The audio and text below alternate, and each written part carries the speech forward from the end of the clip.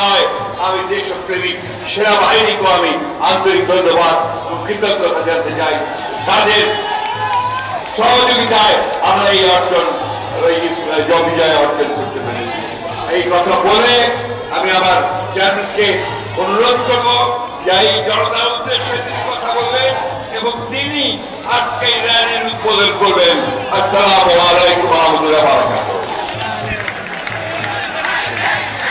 প্রিয় সমাবেশ, প্রধান অতিথির অনুমোদন ক্রমে এ পর্যায়ে বক্তব্য রাখবেন আজকের এই র্যালি পূর্ব সমাবেশের সংগ্রামী সভাপতি বিএনপির সিনিয়র যুগ্ম মহাসচিব অ্যাডভোকেট রুহুল কবির রিজভী আহমেদ।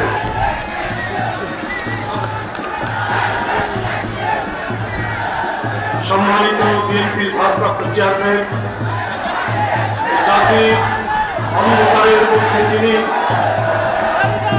পথের দিশা দিয়েছেন, সারা জাতিকে উদ্বুদ্ধ